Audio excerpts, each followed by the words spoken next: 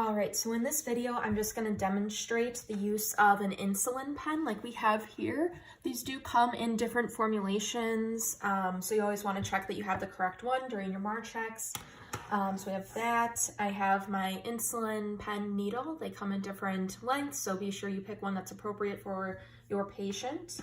Then I have some alcohol wipes here. So, of course, you would do your MAR checks. This is just to demonstrate the technique. So the first thing I'm going to do is I'm going to uncap my insulin pen needle here, set that aside, and we're going to clean the end of the needle, or the end of the insulin pen here for 10 to 15 seconds. So I'm just cleaning back and forth, making sure it's nice and clean before I attach my insulin pen needle. Okay, I'm going to set that aside. So next, I'm going to remove the wrapping of my insulin pen needle. So just uncapping that without crossing over. And I'm going to attach the pen to the needle. Just like that, it's going to twist on. So it should be relatively snug. So next we have to prime our insulin pen. So I'm setting the dial to 2 units. And this just flushes out any air that's in the needle here. So 2 units, I'm just flushing that through. Okay.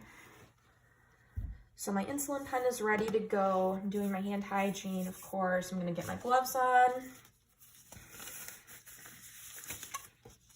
And then we're gonna pick a site.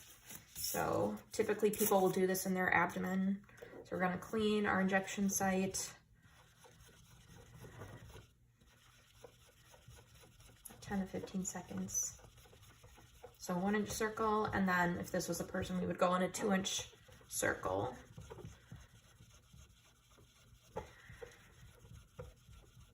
Okay. So we're not going to cross over our site.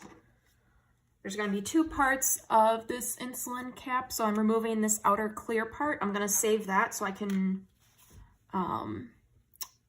recap once we inject the patient. And then I'm going to remove this purple portion that's covering the actual needle, if you can see that.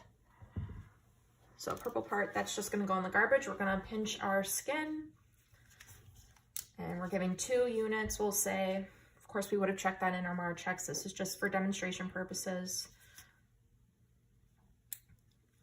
Okay, so pinching the skin, and we're going to inject at a 90-degree angle. There we go. I'm going to stabilize the pen. And once it's in the patient, I can then depress the syringe. I'm going to wait about 5 to 10 seconds to remove it.